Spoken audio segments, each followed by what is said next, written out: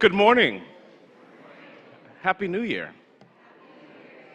Let's say we sing together to get started.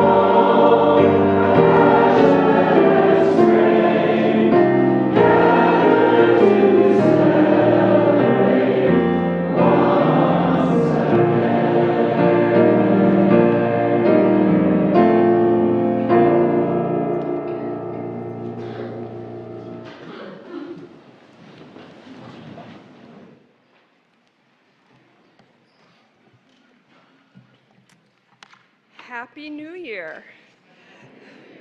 And welcome everyone who is here in the sanctuary and everyone joining us online to worship here at First Unitarian Portland. We're delighted to be with you as we begin the new year with a time for all ages, including our children and families in our learning community. And I have several announcements to share this morning. Next Sunday, during the weekend of Dr. Martin Luther King Jr. Day, we will have a dedication of the 13 Salmon Shower Project. Our learning community and RE families can meet in the Buchanan Reception Hall at 10:30 a.m. for service activities for our Shower Project dedication. And families, please look in the learning community newsletter to get more information on how you can participate next Sunday. Our community circles are beginning to roll out. These are an opportunity for people to get to know each other and for sharing wisdom and stories. And next Sunday will be the first parent circle. All registered families receive an email with information, and you can also check the front steps for more information. And all parents are welcome, whether or not you are registered. As we begin this year, we invite you to check out the new anti-racism learning circles offerings. Registration is now open for all 9 exciting offerings, some starting as early as next week. So for details and schedules, please see the e-news or visit the Anti-Racism Learning Circle table during social hour. Since today is the first Sunday of the month, our social hour will be over in the Buchanan Reception Hall following the service. And please join us there for fellowship and to learn more about many of our ongoing activities at church and to enjoy a warm beverage with old friends and new. Over there, you'll find also our letter writing efforts continue, urging President Biden, Secretaries of State Blinken, and congressional representatives to work for a lasting ceasefire in Gaza. Stop by the table during the social hour to pick up a letter packet and learn more about our UU statement on the conflict in Israel and Palestine. Whether this is your first time writing or you've been at it already, we thank you for your ongoing peace efforts. Also following the service today, you are invited to the First Steps class to learn more about this church. It begins at noon in the Channing Room, which is down the hall from the Buchanan Reception Social Hour. And there will be bagels there, and you can bring along your coffee or tea for the social hour. This is a great way to learn about Unitarian Universalism, its history and theology, and what it means to be a member here in this church. And after class, you can join the guided tour of our church campus. All are welcome. So in just a moment, I'll invite you to greet your neighbors here, and those of you online can use the chat to greet your neighbors online. And let's say hello to one another.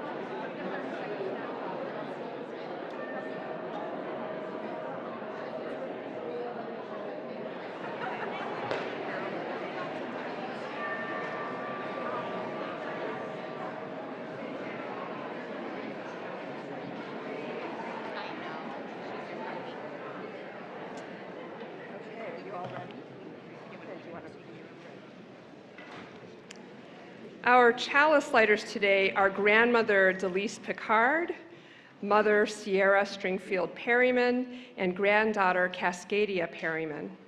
Sierra serves our learning community as an OWL teacher, and Cascadia is a student leader in our learning community. So we'll both light our sanctuary chalice as well as the learning community chalice together.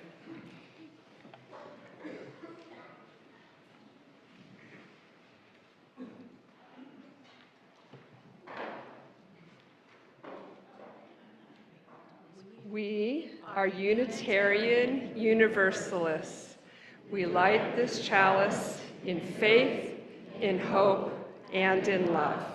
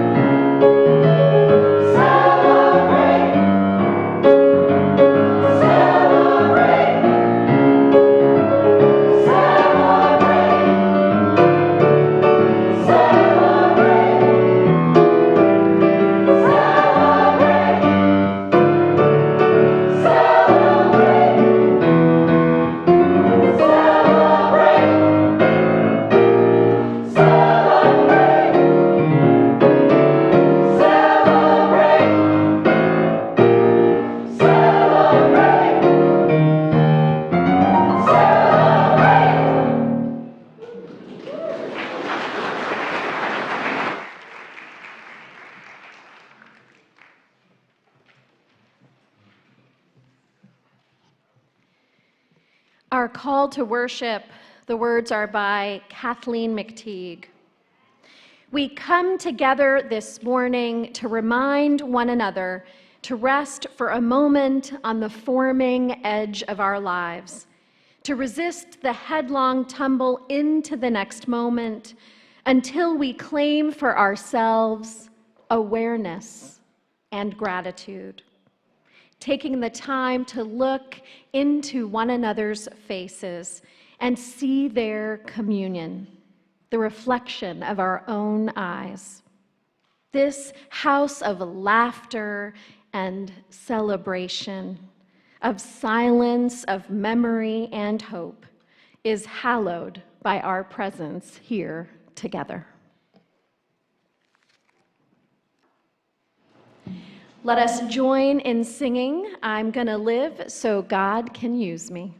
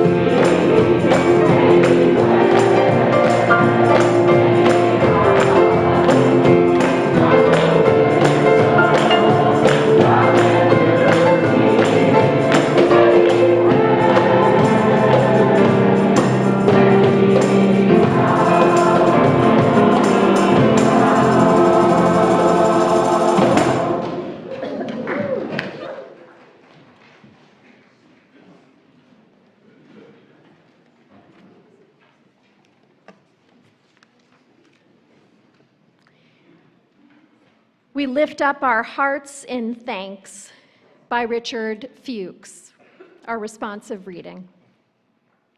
For the sun and the dawn which we did not create, for the moon and the evening which we did not make, for food which we plant but cannot grow, for friends and loved ones we have not earned and cannot buy, for this gathered company which welcomes us as we are from wherever we have come, for all our free congregations that keep us human and encourage us in our quest for beauty, truth, and love, for all things which come to us as gifts of being from sources beyond ourselves, gifts of life and love and friendship, we lift up our hearts this day. And now let us join in our doxology.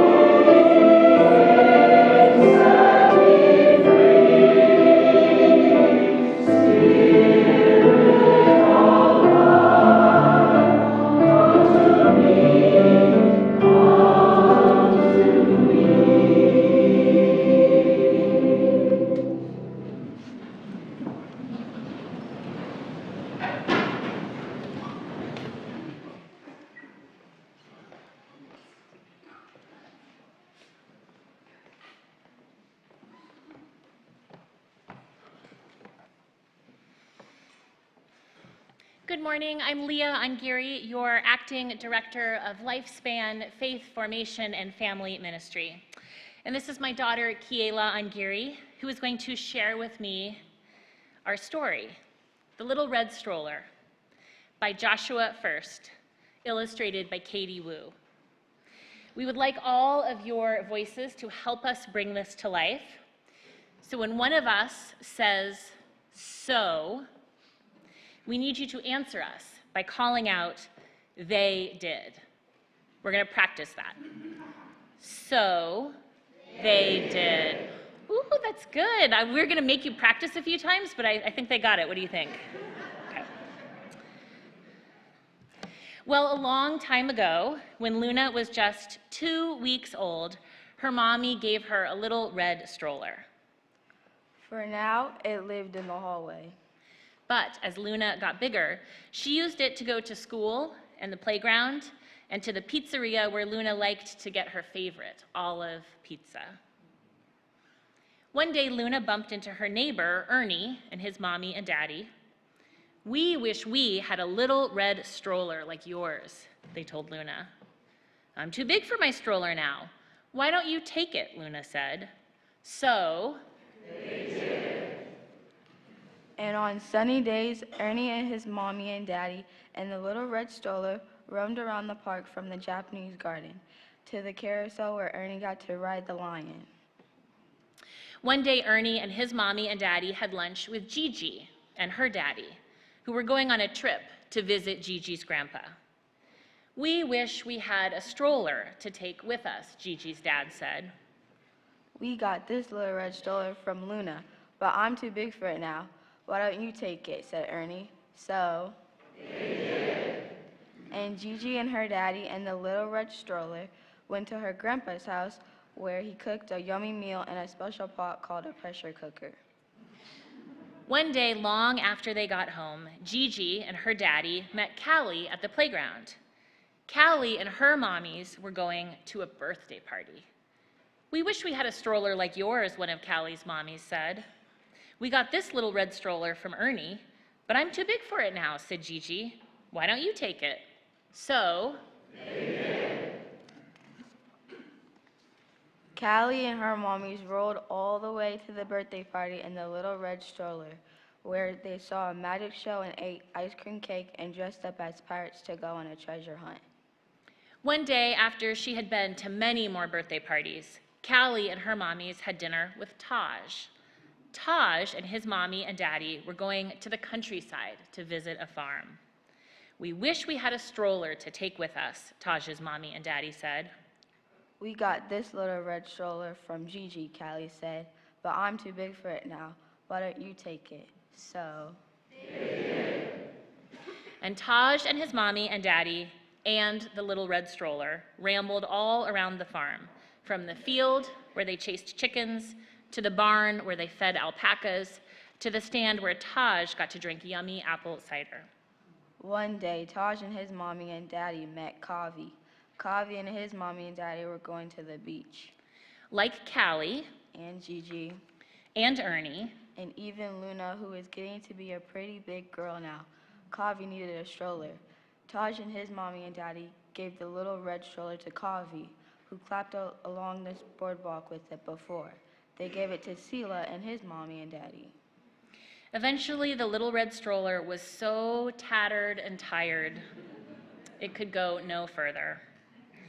And one day when they were out with the little red stroller, Sela and his mommy and daddy sat on the steps of the museum feeling sad, when Ben and his mommy saw them crying. Ben asked, "What's wrong?" "Our little red stroller has broken," said Sela's mommy and daddy. Ben and his mommy thought about this, and they had an idea. "We have a little yellow stroller," Ben said. "I'm too big for it now. Why don't you take it?" So, And since it was summer and there was a free music festival happening in the park, Sela and his mommy and daddy and the little yellow stroller wandered over to eat corn on the cob and cheesy arepas and sing along to songs they knew by heart. one day, Sela and his mommy and daddy met Luna, who was grown up by then and had a baby of her own. His name was Isaiah, and he was just 2 weeks old.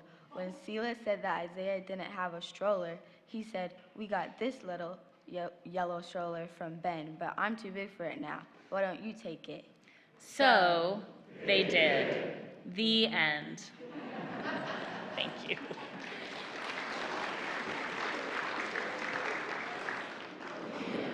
I'd like to invite Cascadia back up to take the flame of our chalice with the learning community as children, youth, and teachers make our way now to RE classes. Let's sing our blessing song.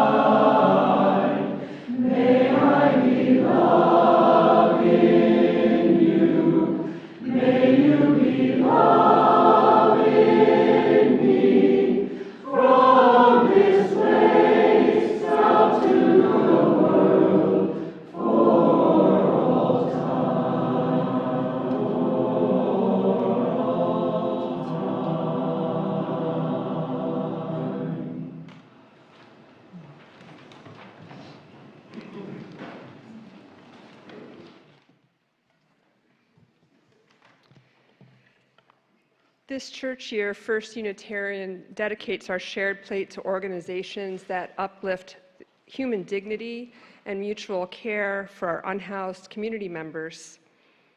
For January, we share our plate with Project Red. It's an initiative from the Alano Club of Portland dedicated to raising awareness around overdose prevention and increasing availability of overdose prevention supplies and training. Project Red focuses on equipping bars, restaurants, strip clubs, entertainment venues, and community-based organizations with skills and supplies. And we are grateful to Project Red for offering 2 training sessions here at First Unitarian this month. For those of you in the sanctuary, our ushers will come through with a basket if you're giving by way of cash or check. Or if you're giving digitally, you can use the QR code on the yellow cards on the seat backs or on the screen. And those joining us via live stream, you can also click the donate button on Boxcast or use the QR code. Thank you for your generosity that helps sustain the ministry of this church.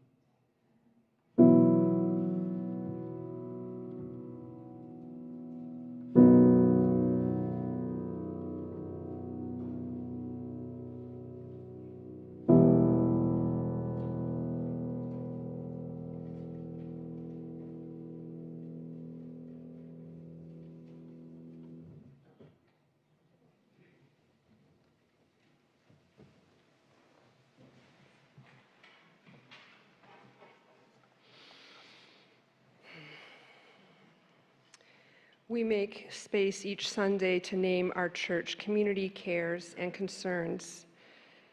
Pastoral support happens through our ministers and our lay ministers. You can email your prayer intentions to prayer@firstunitarianportland.org, or those of you in person can light a candle in one of our side galleries where you can also write down your prayer intention. Member Joanne Hagensick died of cardiac arrest on New Year's Eve. Joanne had just returned home after having emergency surgery for an abscess on her throat and then spending time recovering in a rehab facility. Joanne was 70 years old and was a faithful volunteer in our office on Tuesday afternoons. She sang in our music program and also was part of the knitting group here. We hold her sister Nancy as she takes in the suddenness of Joanne's death. A memorial is planned for Joanne in the coming weeks. Member Lucy Garrick asks for prayers for her dear brother and his wife who have been struggling since her cancer diagnosis over 2 years ago. They appreciate all positive thoughts and prayers on behalf of healing, courage, and strength for both of them. And member Chris Gates is pleased to announce the birth of Lucy May Gates to Chris's son, Matt, and daughter-in-law, Mindy Gates, on December 21st, 2023. Lucy joins brother Benjamin, as well as 3 older siblings, Clara, Kate, and Nate. And the family lives in Central Point, Oregon. Chris is very excited to have Lucy join the family, and all are doing well. Will you join with me in a spirit of prayer? And let's begin by settling into our bodies here in this time. So I invite you to place attention on your breath and take a moment as we share in centering.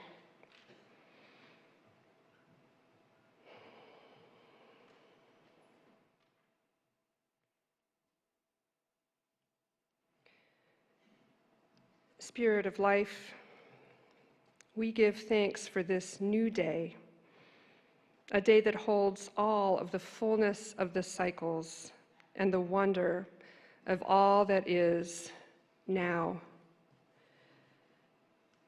We hold our beloveds with care, sharing our compassion for the sorrows, the worries, and the pain present among us. May you feel the comfort that we share in this community. And we also make space to celebrate the joys and delights shared here, the gift of new life, the anticipation of new beginnings, and the hopes we carry at the start to a new year.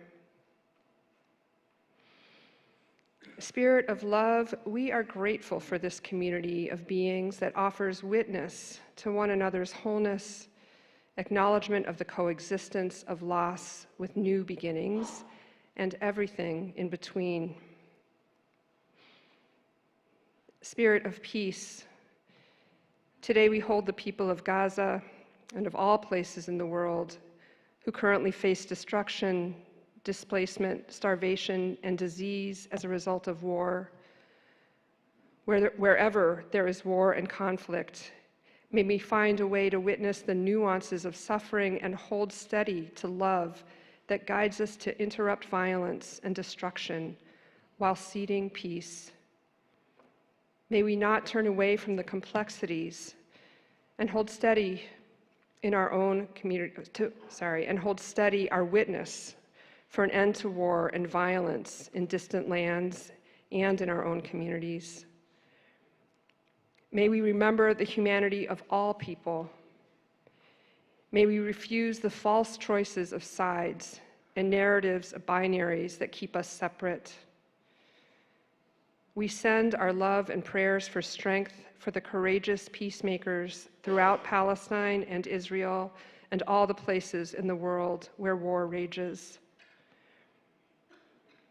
Spirit of generosity, may we offer our hearts in welcome and radical acceptance to treat each person we encounter with curiosity. May our hearts and minds be opened to continue learning and the constant effort of finding our own personal and collective paths of integrity. May we be present to the ways that offering our hearts and compassion to others nourishes our own lives. May it be so, and amen. And let's take a moment for silent meditation.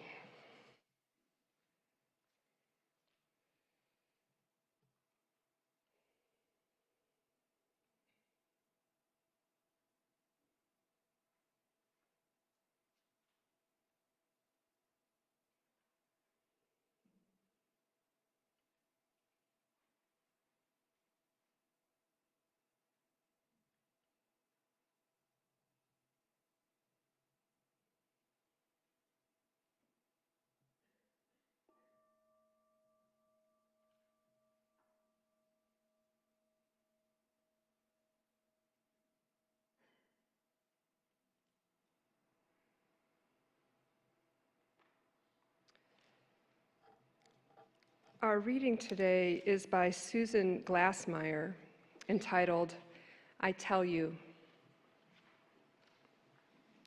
I could not predict the fullness of the day, how it was enough to stand alone without help in the green yard at dawn, how 2 geese would spin out of the ochre sun, opening my spine, curling my head up to the sky in an arc I took for granted.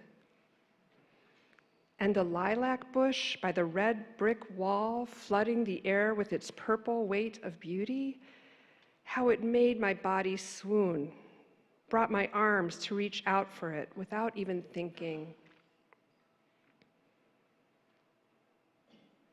In class today, a Dutch woman, split in 2 by a stroke, one branch of her body a petrified silence, walked leaning on her husband to the treatment table while we looked on with envy. How he dignified her wobble, beheld her altered body, untied her shoe, removed the brace that stakes her weaknesses. How he cradled her down in his arms to the table, smoothing her hair as if they were alone in their bed. I tell you, his smile would have made you weep. At twilight, I visit my garden where the peonies are about to burst. Some days there will be more flowers than the vase can hold.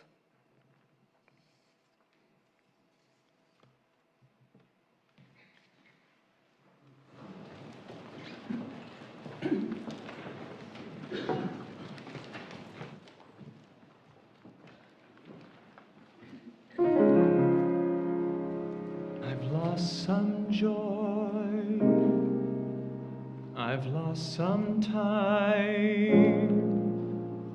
Now it feels like I will lose my mind. Journey long lost my way. And now it feels like I've lost is all I say. Searching here and over there for what I've lost. Where is it? I don't know. But I will find a way to lift up my head.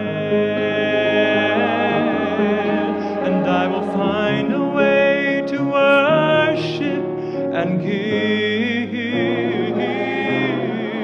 And though my heart is low, I'll find a way to offer praise. I will find a way to love more.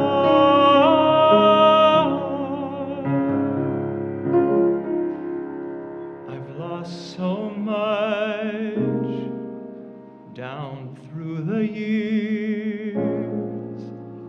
It seems that all I find here lately is a face so full of tears. I search each dark and empty place. The peace I used to know, somehow I have misplaced. Searching here and over there for the things I've lost.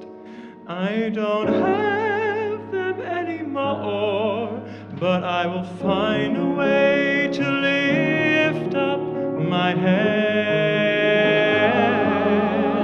And I will find a way to worship and give.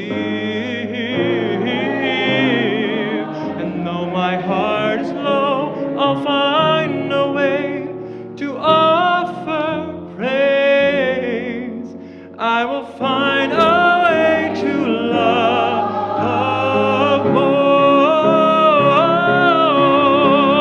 One thing I've not lost is the will to move ahead, and I've kept a faith that trusts, and I find way down within myself a love for justice that overflows. But I know that I can love more with every loss, and through it all I'll find a way to lift up my hands. And I'll find a way to worship and give.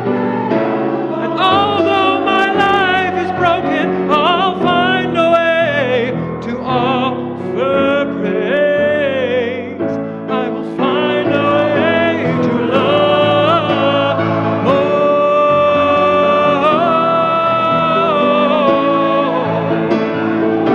I know I will, yeah.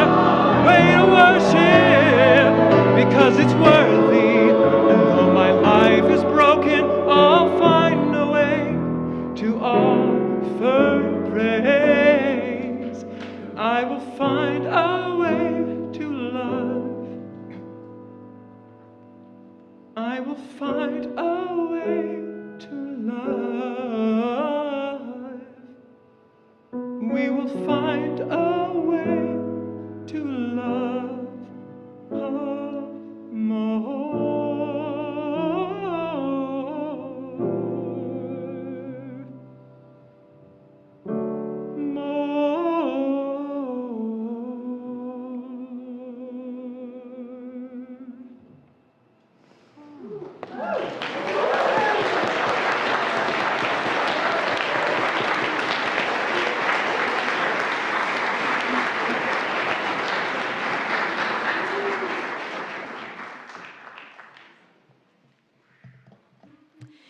DeRoe Garrett Choir.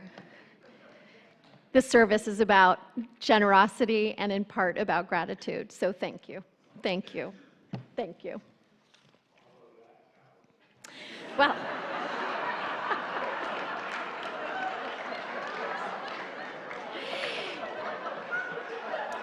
there are some days where the vases hold many flowers. Different flowers are for different people. On a lucky day, the entire bouquet is for everyone. And sometimes it's just when you step out and realize we are in a glorious city with glorious people, and the sky is the one that has our attention. So this year, we are on a journey around what it means to put love at the center of our faith. The invitation comes in part from the fact that our wider Unitarian Universalist movement is exploring a fresh articulation of our covenant and the values that guide our lives. The invitation also comes because love is the spirit of our church. In surveys, Unitarian Universalists repeatedly place love as a higher value when measured against other groups of people answering the same questions. If you're new here for the first time, welcome to the house of worship where the people put love first. So whether or not a different covenant is moved forward in the wider Unitarian Universalist Association at our General Assembly, it is well worth having spiritual reflections with one another this year in our services, in our community circles, and in so many places on the place that love holds in our lives. One of the 6 values that stems from love in the new language is generosity. And here is what is said about generosity in this new expression. Generosity. We cultivate a spirit of gratitude and hope. We covenant to freely share our faith, presence, and resources. Compassionate generosity connects us to one another in relationships of mutuality. There is so much in this statement. For one, love as we understand it here is not just a feeling, it is an action. Love is a verb. And generosity is a lens to understand how that activity works in and through our lives. An active practice of gratitude leads us to an awareness of all the relationships that nourish our own being. This, in turn, inspires us to share both what we have and who we are and our gifts with others. The word compassion added to generosity reminds us to hold the suffering of others and opens us up to become aware of their needs. But this is not to the exclusion of holding our own suffering and needs, which may be the same or may be different. Acting from this place of holding care for others and self leads to relationships of mutuality, which is the foundation of community. The word generous comes from the Latin root, which means to create, to bring to life. And it is generosity which brings to life the beloved community. One of the most powerful examples of experiencing generosity in my own life came from a Unitarian Universalist community much like this one. I am a cancer survivor, like some others who are with us in this room. The blessing and the curse of being diagnosed at the age of 16 was that the chemotherapy regimen that I was taking was able to be extremely aggressive. At the end of it, I was my height today and 74 pounds. Each cycle, I would get hooked up to 3 IV drugs that would course through my body 24 hours a day for a whole week. So I was going home from the hospital with a backpack of chemotherapy each night. One of the end results was that my white cell, red cell, and platelet counts would bottom out, wreaking havoc. The joke that my family would share about the white cell situation was, if a fly sneezed, it would inevitably land me in the hospital. And indeed, following each cycle, I would spike a high fever with an infection and wind up in the ER. When my red cells would bottom out, there were days where I felt I had to make the choice, literally between walking and talking, because doing both together took up too much oxygen. When my platelets would get low enough, I experienced something called petechia. My capillaries would literally leak a bit. I won't talk too much about it, but there were red splotches that appeared on my neck and chest, and I have to say I found this very frightening.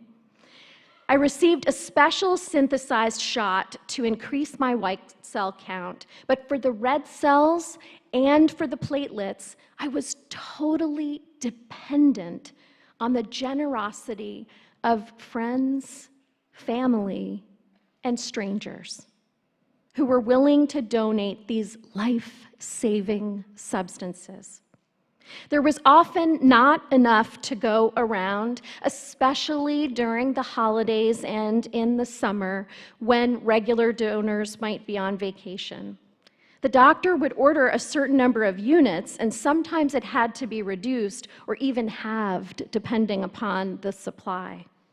At first, it seemed strange that the doctor's orders were not completely filled, but then I would look over at my neighbor, and I would want to be sure that she had enough when it came to her turn. My mother worked throughout those holidays and the summer months to run blood drives in our congregation, and she never asked for a specific type, but instead would raise awareness and make the ask for whatever blood type was lowest in the hospital that week. And fellow congregants responded to the call. They went over to the blood center at Memorial Sloan Kettering and would donate the requested blood in my name. A few times, I had the privilege of sitting with a fellow youth group member or congregant as they made their donation. And platelets take a while to give, so it was a great opportunity to catch up. Think about that when you're asked to give platelets. It can be a great opportunity to catch up with someone. I must tell you that for me, receiving the gift of blood was far more healing than any of the other medicines made available to me. By the time the blood products were ordered, I was often extremely weak and sometimes scared, feeling as if the chemo was getting the better part of my body. But then those red blood cells or platelets would arrive, and I knew I had held out long enough for help to arrive. I would lay down and imagine the faces of my friends at church and the qualities that I admired about them, and also the faces of strangers whose blood I received, and that quality of being generous enough to care about someone you don't even know. They would hook up the IV, and I imagined all those good qualities and love coursing through my veins along with the gifts of those cells. At first, I admit I had created the visualization because I was a little grossed out by seeing blood, but it became a part of my healing. Blood came to symbolize that although I was going through an incredible trial, I was never alone.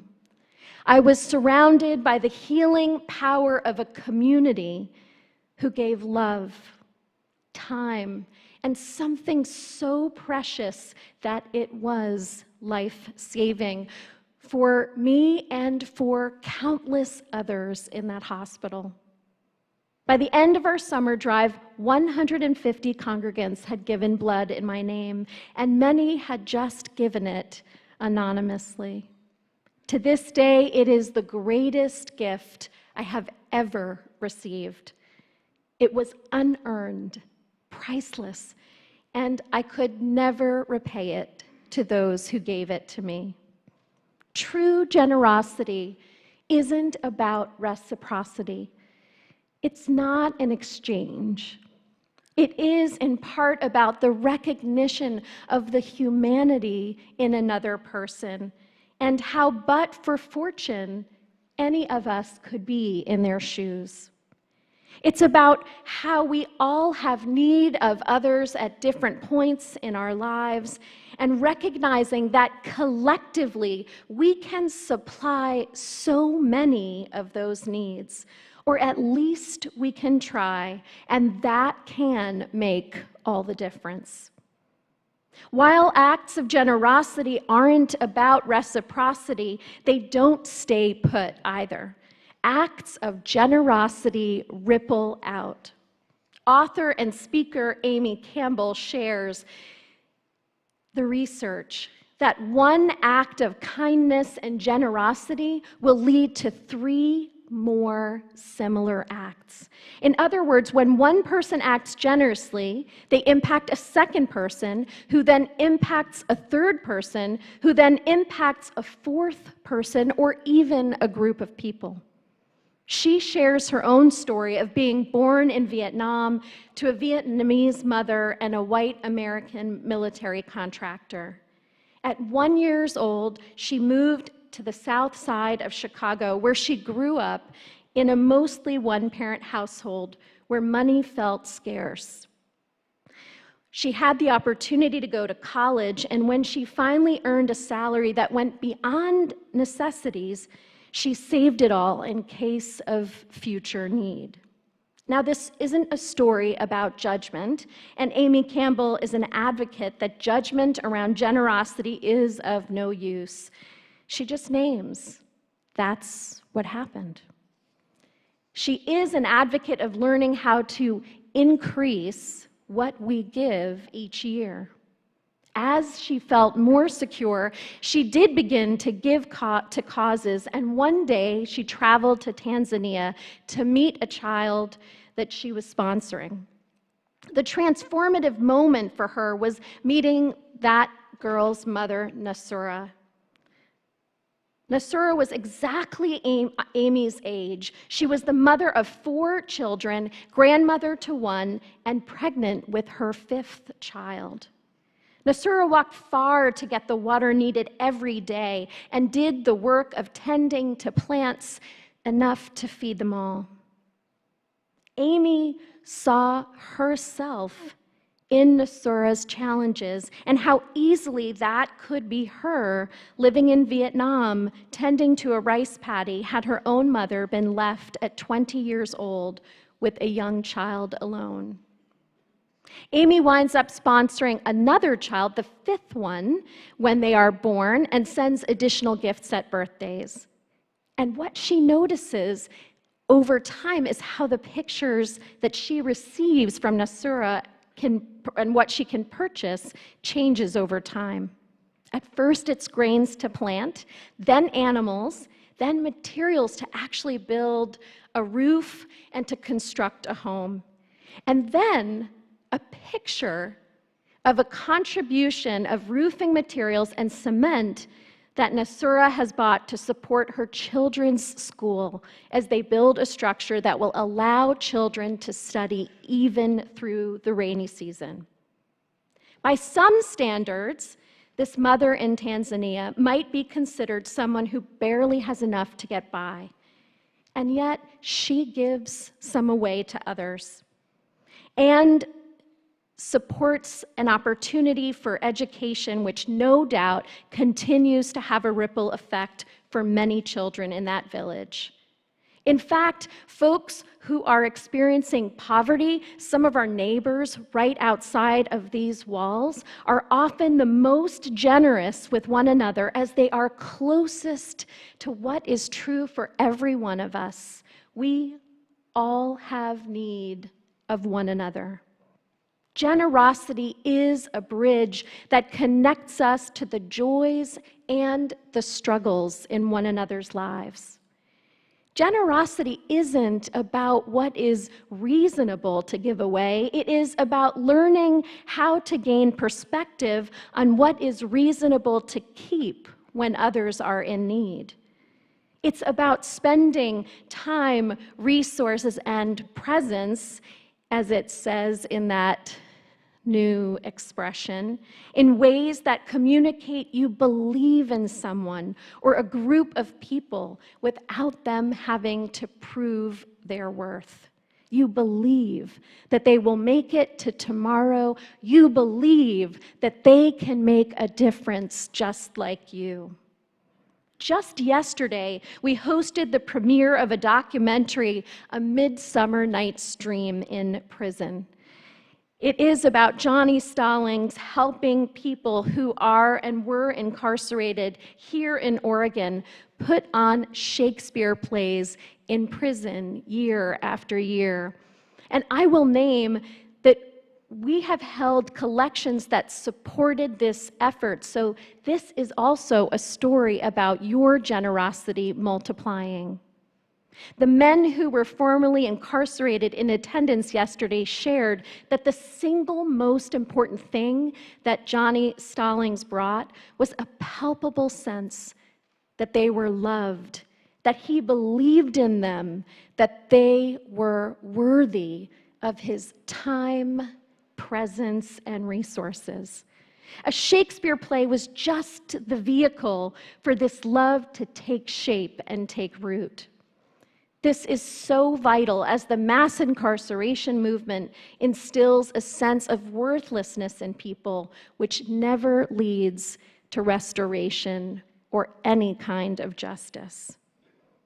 In the documentary, we witnessed a glimpse of the hours and hours that the actors spent with Johnny and getting to know one another, learning about each other's gifts, accepting one another's differences, and working very hard to learn lines, build sets, and become their characters.